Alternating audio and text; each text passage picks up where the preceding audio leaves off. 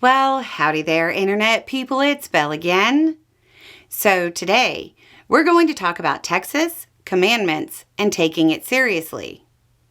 A Republican bill designed to require the 10 Commandments in every public school classroom moved closer to passing yesterday, and it's currently scheduled for a final vote today, Sunday. I know a lot of states are pursuing similar legislation, but everything's bigger in Texas, right? Including the abject hypocrisy and absence of irony. I'm not sure I've ever seen a display in support of the 10 Commandments that mocks the Constitution and the commandments at the same time to quite this degree. If you ever wondered whether it was performative nonsense or whether the legislators really cared about following the 10 Commandments, or the Constitution for that matter, this is the moment for you. Allow me to quickly take you through the first and fourth, real quick. The First Amendment, quote, Congress shall make no law respecting an establishment of religion, or prohibiting the free exercise thereof, or abridging the freedom of speech, or of the press, or the right of the people peaceably to assemble, and to petition the government for a redress of grievances.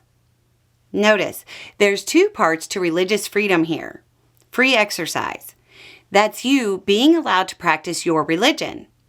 And then there's the Establishment Clause. That prevents the government from showing favoritism toward a religion or religions by hypothetically doing things like requiring the religious texts to be hung on walls in schools. Now, let's go over the fourth. That's unreasonable seizure. The fourth commandment, or maybe fifth, depending. Remember the Sabbath and keep it holy.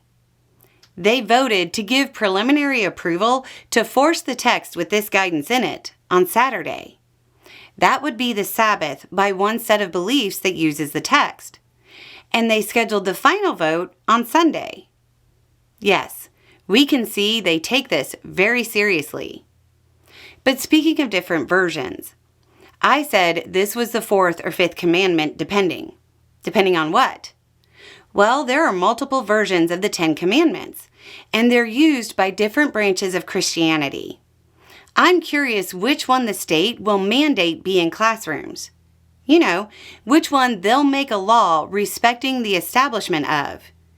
Because you see, in order to use the argument that the requirement isn't really about religion, and it's about the 10 Commandments' history as a law text, you couldn't just use any version. You'd need the historically accurate one, right? Or can we all just make up our own commandments and interpretation to have posted in schools? I feel like if they left that open, people who are opposed to this law might create their own interpretations for schools. I think the state is going to have to pick a version. I'm sure that won't cause any problems whatsoever. I would hope that some people, those people who are truly religious, would get tired of politicians pandering to them in this way.